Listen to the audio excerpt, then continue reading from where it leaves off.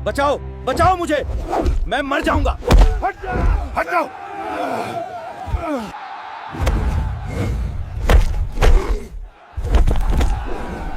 अगर तूने इसे काबू कर लिया तो मैं तुझे 10 करोड़ दूंगा। सुबह से ही गांव में अजीब सी हलचल थी। आम दिनों में जो चौपाल खाली पड़ी रहती थी, आज वहां पैर रखने की जगह नहीं थी। ढोल बज रहे थे, लाउडस्पीकर पर आवाज गूंज रही थी और दूर दूर से लोग जमा हो रहे थे। वजह साफ थी, गांव के सबसे अमीर आदमी का बैल। वही बैल जिसे आज तक कोई काबू में नहीं कर पाया था। बैल कोई साधारण जानवर नहीं था। काला, ऊंचा, भारी शरीर वाला।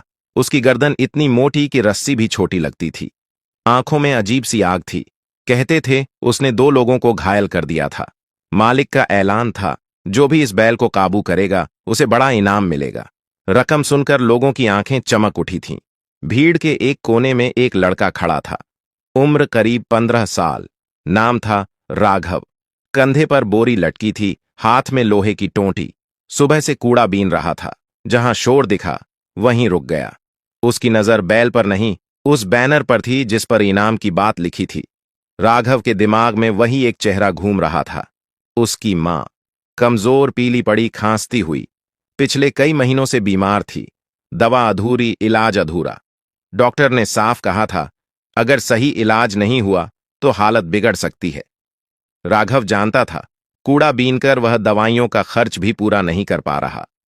कई रातें ऐसी गईं जब मां ने अपनी दवा उसे खाना खिलाने के लिए छोड़ दी। मैदान में पहलवान उतर रहे थे, एक एक करके। कोई ताकत लगाता, कोई रस्सी डालने की कोशिश करता। हर बार वही नतीजा। बैल उछाल देता, जमीन पर पटक देता। भीड़ पहले हंसती, फिर डर जाती। राघव सब देख रहा था, बहुत ध्यान से। बैल की चाल, उसके रुकने का तरीका, उसकी सांसें। उसके पिता की बातें उसे याद आ रही थीं। पिता अब इस दुनिया में नहीं थे, लेकिन गांव में जानवरों को संभालने के लिए जाने जाते थे। वो कहते थे, जानवर को हराने की जरूरत नहीं होती, उसे समझना पड़ता है। राघव की मुट्ठी अपने आप भींच गई। उसने कदम आगे बढ़ाया। लोगों ने उसे देखा और हंस पड़े। अरे, ये तो कूड़ा बीनने वाला है। भाग जा यहां से, बैल तुझे कुचल देगा। राघव सीधे बैल के मालिक के सामने पहुंचा। धीमी लेकिन साफ आवाज में बोला, मुझे एक मौका दीजिए। मालिक ने उसे ऊपर से नीचे तक देखा। फटे कपड़े, गंदे पैर, कंधे पर बोरी। गुस्से में हंसा। अगर तूने बैल काबू कर लिया ना तो मैं तुझे 10 करोड़ दूंगा। भीड़ ठाके मारकर हंस पड़ी। राघव ने कुछ नहीं कहा। उसकी आंखों में डर नहीं था, बस एक जिद थी। और यहीं से शुरू होने वाली थी एक ऐसी कहानी जिसे गांव कभी भूल नहीं पाता। मैदान में अचानक सन्नाटा छा गया। जो हंसी कुछ देर पहले गूंज रही थी, वो अब धीमी पड़ने लगी। राघव को अंदर जाने की इजाजत मिल चुकी थी। लोग अब भी यकीन नहीं कर पा रहे थे कि एक 15 साल का कूड़ा बीनने वाला उस बैल के सामने खड़ा होने जा रहा है जिसने बड़े बड़े पहलवानों को धूल चटा दी थी। राघव ने अपनी बोरी एक तरफ रखी। नंगे पैर मिट्टी पर पड़े। उसने गहरी सांस ली। भीड़ से आवाजें आने लगीं। मर जाएगा ये, इसे किसी ने रोका क्यों नहीं? मालिक पागल हो गया है। लेकिन राघव का ध्यान कहीं और था। उसके कानों में शोर नहीं, मां की खांसी गूंज रही थी। वो रात जब मां दर्द से करवट बदलती रही थी। वो सुबह जब मां ने कहा था, आज दवा मत लेना, पैसे बचा ले। बैल ने अचानक जोर से पैर पटका। धूल उड़ी। उसकी नथुनों से भाप निकलने लगी। वो रस्सी से बंधा था, लेकिन बेचैनी साफ दिख रही थी। राघव रुका। उसने सीधा बैल की आंखों में नहीं देखा। पिता की सीख याद थी, सीधी नजर चुनौती होती है। उसने धीरे धीरे कदम बढ़ाए। न दौड़ा न झपटा, बस चलता गया। बैल ने अचानक झटका मारा। रस्सी खींच गई। भीड़ से चीख निकली, लेकिन राघव वहीं रहा। उसके घुटने हल्के से कांपे, मगर कदम नहीं रुके। पहला हमला हुआ। बैल ने सिर झुकाया और सीधा उसकी तरफ बढ़ा। सबको लगा अब खेल खत्म। राघव एक झटके में साइड में लुढ़क गया। मिट्टी उसके चेहरे पर लग गई। हाथ छिल गया। लोग चिल्लाए, अब उठेगा नहीं। लेकिन राघव उठा, धीरे, चुपचाप। अब बैल रुक गया था। उसने पहली बार किसी को यूं देखा था जो गिरकर भी पीछे नहीं हटा। राघव ने दूरी कम की। उसने ताकत नहीं लगाई, बस बैल की चाल के साथ खुद को ढालता गया। एक बार फिर बैल उछला। इस बार राघव उसके बहुत पास था। उसने सींग नहीं पकड़े, सीधे शरीर से चिपक गया। सांसें तेज हो गईं। उसकी पकड़ कमजोर नहीं थी, लेकिन सख्त भी नहीं। जैसे वो बैल से लड़ नहीं रहा था, बस उसे थाम रहा था। मिनट बीतने लगे। बैल की ताकत घटने लगी। उसकी चाल भारी हो गई। राघव को वहीं पल चाहिए था। उसने हल्का सा दबाव बदला, अपनी पकड़ को सही जगह लगाया। ना जोर, ना हिंसा। अचानक बैल के घुटने मुड़े। वो बैठ गया। पूरा मैदान सुन्न। फिर किसी ने चीख मारी, बैठ गया, बैल बैठ गया। राघव वहीं खड़ा था, हांफता हुआ, मिट्टी में सना हुआ। लेकिन अब कोई उसे कूड़ा बीनने वाला नहीं देख रहा था। अब सब एक ही बात समझ चुके थे, ये लड़का मामूली नहीं है। और अभी असली लड़ाई बाकी थी। कुछ पल तक मैदान में कोई आवाज नहीं आई, जैसे सबकी सांसें एक साथ थम गई हों। फिर अचानक शोर फूट पड़ा। तालियां, चीखें, सीटियां। लोग एक दूसरे को धक्का देकर आगे आने लगे। देखा, कूड़ा बीनने वाले ने कर दिखाया। अरे ये तो चमत्कार है। राघव वहीं खड़ा था। बैल अब शांत था, सिर झुकाए बैठा हुआ। राघव ने धीरे से उसकी गर्दन थपथपाई। उसके अंदर कोई जीत का घमंड नहीं था, बस एक सुकून था। मालिक आगे आया, चेहरे पर हैरानी साफ थी। वो वही आदमी था जिसने गुस्से में 10 करोड़ कह दिए थे। अब उसकी आवाज भारी थी। सबने देखा, उसने कहा। इस लड़के ने बैल को काबू में कर लिया। भीड़ फिर गूंज उठी। इनाम दो, 10 करोड़ दो। राघव का दिल जोर से धड़कने लगा। उसके दिमाग में अस्पताल की सफेद दीवारें घूम गईं। डॉक्टर की आवाज, इलाज जरूरी है। मालिक ने राघव को पास बुलाया। नाम क्या है? राघव। उम्र? 15 साल। ये सुनते ही कुछ लोग आपस में देखने लगे। मालिक का चेहरा बदला। उसने गला साफ किया। देखो, वह बोला, तूने कमाल किया है, इसमें कोई शक नहीं, लेकिन बात इतनी सीधी नहीं है। राघव की धड़कन तेज हो गई। क्यों? उसने पूछा। तू नाबालिग है, इतनी बड़ी रकम सीधे देना? वो रुक गया। भीड़ में फुसफुसाहट फैल गई। कुछ बोले, ये क्या बात हुई? जीत तो उसी की है। राघव का गला सूख गया। उसने हिम्मत करके कहा, मुझे पूरे पैसे नहीं चाहिए। सब चौंक गए। बस इतना दीजिए। उसकी आवाज कांप गई, कि मेरी मां का इलाज हो जाए। मैदान फिर शांत हो गया। अब कोई हंसी नहीं थी, कोई मजाक नहीं। मालिक ने राघव को देखा। पहली बार उसे सच में देखा। तेरी मां बहुत बीमार है, राघव बोला। मैं कूड़ा बीनता हूं, इतने पैसे नहीं हैं। कुछ देर तक कोई कुछ नहीं बोला। फिर मालिक ने कहा, हमें सोचने का वक्त दो। राघव का दिल बैठ गया। उसे लगा शायद सब यहीं खत्म हो जाएगा। वो चुपचाप वहां से निकल गया, सीधे अपनी झुग्गी की तरफ। अंदर मां लेटी थी, सांस भारी, आंखें बंद। राघव उसके पास बैठ गया। मां का हाथ पकड़ा। मैं जीत गया मां, उसने धीरे से कहा। मां की आंखें खुलीं, कमजोर सी मुस्कान आई। मुझे पता था, उसने कहा। तेरे पापा तुझ में हैं। राघव की आंखों से आंसू गिर पड़े। उसने कुछ नहीं कहा, बस मां का हाथ थामे रहा। उसे नहीं पता था कि कल क्या होगा, पैसे मिलेंगे या नहीं, इलाज होगा या नहीं। लेकिन एक बात साफ थी, वो पीछे नहीं हटेगा, क्योंकि उसने सिर्फ बैल को नहीं, अपनी किस्मत को भी पकड़ लिया था। अगली सुबह राघव की आंख बहुत जल्दी खुल गई। रात ठीक से सोया नहीं था। बार बार वही सवाल दिमाग में घूमता रहा। अगर पैसे नहीं मिले तो? मां अभी भी सो रही थी। उसकी सांसें भारी थीं, लेकिन रात से थोड़ी बेहतर लग रही थीं। राघव चुपचाप बाहर निकल आया। आज फिर मैदान बुलाया गया था। जब वो वहां पहुंचा, माहौल बदला हुआ था। कल की भीड़ नहीं थी। आज लोग कम थे, लेकिन चेहरे गंभीर थे। कोई हंस नहीं रहा था। मालिक कुर्सी पर बैठा था। पास में 2-3 लोग कागज देख रहे थे। राघव को देखते ही उसने इशारे से बुलाया। हमने बात कर ली है, मालिक ने सीधे कहा। राघव की सांस अटक गई। उसके हाथ अपने आप भींच गए। तेरी जीत पर कोई सवाल नहीं है, मालिक बोला। तूने बैल काबू किया, और वो भी बिना नुकसान पहुंचाए। राघव ने सिर झुका लिया। उसके लिए यही काफी था। 10 करोड़ सीधे तेरे हाथ में नहीं दिए जाएंगे, मालिक ने आगे कहा, लेकिन तेरी मां का पूरा इलाज हमारे खर्चे पर होगा। राघव ने बिना एक पल सोचे कहा, मुझे मंजूर है। उस पल उसके लिए पैसे का मतलब बदल चुका था। अब वो सिर्फ एक चीज था, मां की सांस। उसी दिन एक गाड़ी आई। राघव ने पहली बार मां को 4 पहियों वाली गाड़ी में बैठाया। मां डरी हुई थी।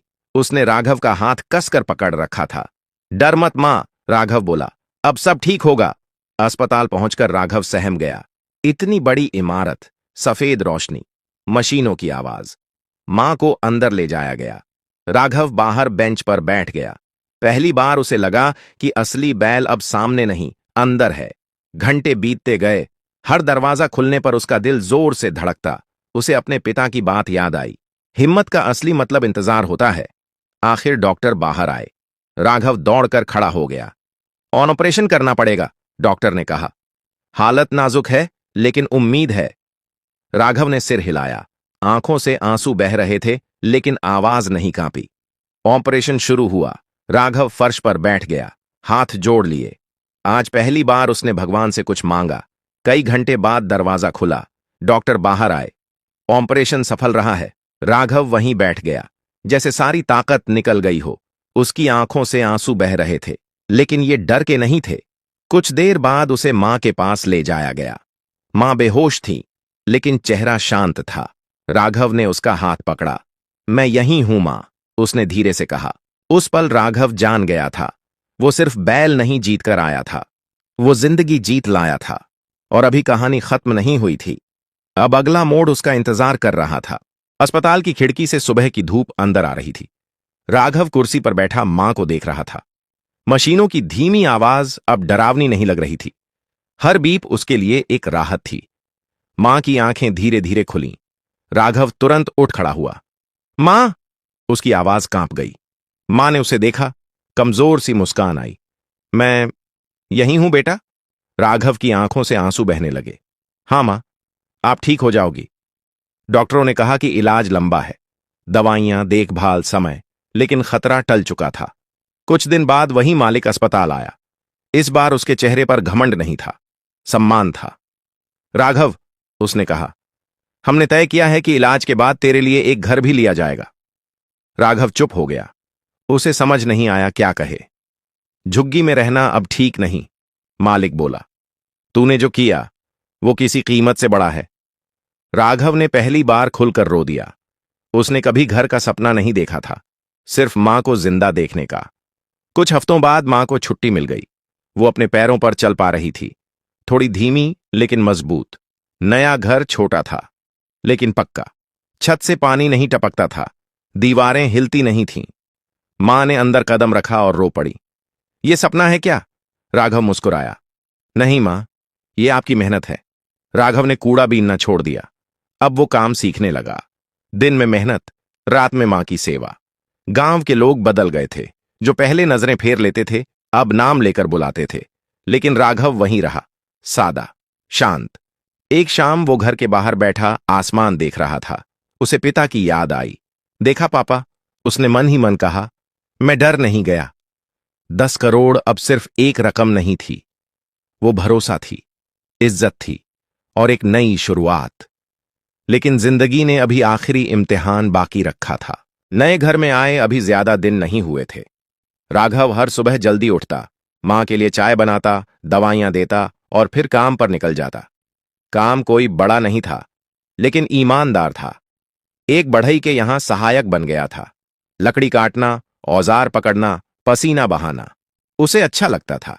कूड़ा बीनने से बेहतर और आत्मसम्मान से भरा। मां अब घर में अकेली नहीं लगती थी। पड़ोस की औरतें आती, हाल पूछती, हंसी लौट आई थी। लेकिन गांव में हर बदलाव सबको अच्छा नहीं लगता।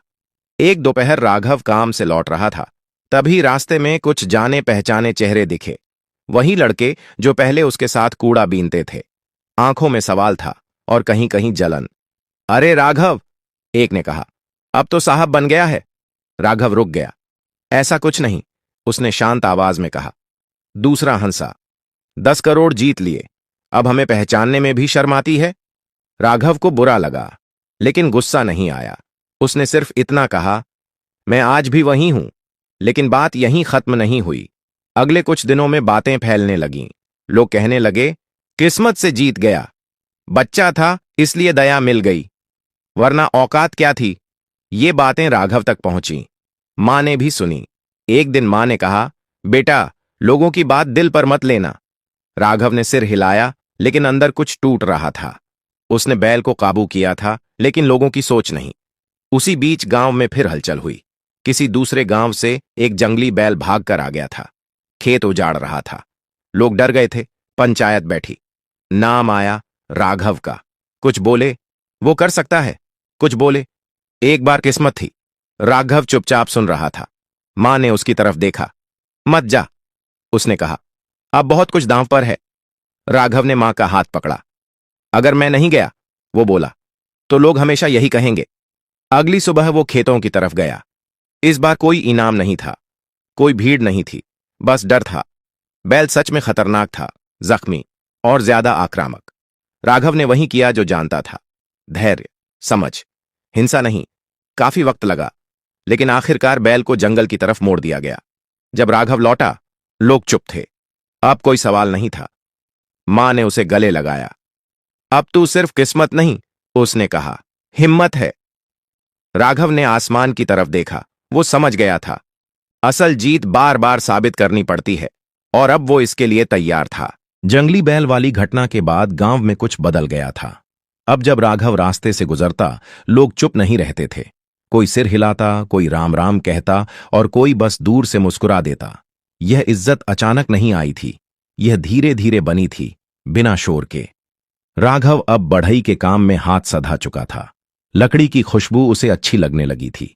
वो दरवाजे बनाता, खिड़कियों के फ्रेम जोड़ता और हर चीज में पूरा मन लगाता। मालिक भी खुश था। इस लड़के के हाथ में सच्चाई है, वो अक्सर कहता। मां की तबीयत अब काफी बेहतर थी। वो सुबह उठकर खुद झाड़ू लगा लेती, चूल्हा जला लेती। राघव जब उसे काम करते देखता तो मन ही मन जीत जाता। एक शाम मां ने कहा, राघव, तूने घर तो ले लिया, अब पढ़ाई का क्या? राघव चुप हो गया। पढ़ाई? उसने कभी इस शब्द को अपने लिए नहीं सोचा था। देर नहीं हुई है, मां ने उसके सिर पर हाथ रखते हुए कहा। तू चाहे तो सीख सकता है। अगले हफ्ते राघव ने गांव के स्कूल में जाकर बात की। हेडमास्टर ने उसे देखा। पहले हैरानी, फिर सम्मान। अगर पढ़ना चाहता है, उन्होंने कहा, तो रास्ता निकलेगा। राघव दिन में काम करता, शाम को स्कूल जाता, थका रहता लेकिन खुश रहता। कुछ लोग अब भी ताना मारते, बैल वाला हीरो अब किताब उठाएगा। राघव सुनकर भी अनसुना कर देता। उसने सीख लिया था, हर आवाज का जवाब देना जरूरी नहीं। एक दिन वही अमीर मालिक फिर आया, इस बार बिना शोर के। राघव के घर बैठा, चाय पी। तूने पैसे नहीं बिगाड़े, उसने कहा, इसलिए मैं तुझसे एक बात पूछने आया हूं। राघव ने ध्यान से सुना। मैं चाहता हूं, मालिक बोला, कि तू जानवरों को संभालने का काम सीखे, लेकिन सही तरीके से। ट्रेनिंग, समझ, जिम्मेदारी के साथ। राघव ने मां की तरफ देखा। मां ने हल्का सा सिर हिलाया। अगर इससे किसी को नुकसान ना हो, राघव बोला, तो मैं तैयार हूं। उस रात राघव देर तक जागता रहा, छत को देखता रहा। उसे लगा जैसे जिंदगी पहली बार उससे सवाल नहीं, मौका पूछ रही है। वो समझ गया था, कूड़ा बीनने वाला लड़का अब सिर्फ अपनी कहानी नहीं जी रहा था, वो रास्ता बना रहा था। और अभी एक आखिरी मोड़ बाकी था, वो मोड़ जहां राघव खुद तय करेगा कि उसकी पहचान क्या होगी। समय अब राघव के लिए भागता नहीं था, उसके साथ चलता था। सुबह काम, शाम पढ़ाई और रात मां के साथ। जिंदगी साधारण थी, लेकिन अब उसमें डर नहीं था। मालिक की मदद से राघव ने जानवरों को संभालने की सही ट्रेनिंग शुरू की। कोई तमाशा नहीं, कोई भीड़ नहीं, बस सीख। वो समझने लगा कि हर जानवर का गुस्सा डर से निकलता है और हर इंसान की ताकत धैर्य से। यही बात उसके पिता ने कभी सिखाई थी और अब वही उसकी पहचान बन रही थी। कुछ महीनों में आसपास के गांवों से लोग आने लगे। कहीं बैल बेकाबू हो जाता, कहीं गाय डर के मारे किसी को पास ना आने देती। राघव जाता, शांत रहता, बिना किसी चोट के काम खत्म करता। लोग उसे अब कूड़ा बीनने वाला नहीं कहते थे, वो कहते थे, वो लड़का जो बिना मारे काबू करता है। एक दिन स्कूल में उसका नाम मंच से बुलाया गया। पहली बार वो मंच पर चढ़ा। पैर थोड़े कांप रहे थे, लेकिन जब उसने नीचे देखा, मां पहली पंक्ति में बैठी मुस्कुरा रही थी। उसी पल राघव को लगा, वो 10 करोड़ उसी दिन जीत गया था जब मां की आंखों में डर की जगह भरोसा लौट आया था। शाम को घर लौटते वक्त मां ने कहा, बेटा, अगर उस दिन तू मैदान में न जाता तो। राघव कुछ देर चुप रहा, फिर बोला, तो शायद मैं जिंदा रहता, लेकिन मां, मैं जी नहीं रहा होता। मां की आंखें भर आईं, उसने राघव का सिर अपने सीने से लगा लिया। रात को राघव छत पर लेटा था। आसमान में तारे थे, वही तारे जिन्हें वो कभी झुग्गी की छत से देखा करता था। आज भी तारे वहीं थे, लेकिन नजर बदल चुकी थी। उसने मन ही मन कहा, मैं कूड़ा बीनने वाला था, इसमें शर्म नहीं, लेकिन मैं वहीं रुक गया होता तो वो हार होती। राघव की कहानी कहीं लिखी नहीं गई, कोई मूर्ति नहीं बनी, कोई अखबार की हेडलाइन नहीं, लेकिन जब भी कोई कमजोर बच्चा डर के सामने खड़ा होता है तो उसकी कहानी खुद ब खुद राघव जैसी हो जाती है। और यही थी राघव की असली जीत, 10 करोड़ से बड़ी, हमेशा के लिए। अगर आपको यह कहानी पसंद आई हो तो लाइक जरूर करें, सब्सक्राइब करें, ताकि ऐसी और कहानियां आप तक पहुंचती रहें, और इसे अपने दोस्तों के साथ शेयर करें। कमेंट में अपना नाम और शहर जरूर लिखें। आपका एक कमेंट ही अगली कहानी की ताकत बनता है। यार इस वीडियो को बनाने के ऊपर बहुत मेहनत लगती है, तो मैं अभी बाहर हूँ, लेकिन जहाँ पर भी होता हूँ तो एडिट वीडियो कर रहे होते हैं, बहुत टाइम लगता है। तो लाइक सब्सक्राइब ज़रूर किया करो, बड़ी मेहनत लगती है भाई, 2 से 4 दिन लग जाते हैं, पूरा दिन लगाना पड़ता है। तो वो सब्सक्राइब ज़रूरी है। देख लो मेरी लाइफ कंडीशन क्या है, और मैं छोड़ो, अल्फाज नहीं है मेरे पास। ऐसे तो मैं वीडियो बना नहीं सकता था, फेस कैम वीडियो बनाता तो मुझे पता था कि ये नहीं चलने वाली। तो मैंने यूट्यूब ऑटोमेशन स्टार्ट किया। ये तो बहुत इजी है, तो ओ सॉरी, इजी नहीं, बहुत हार्ड है।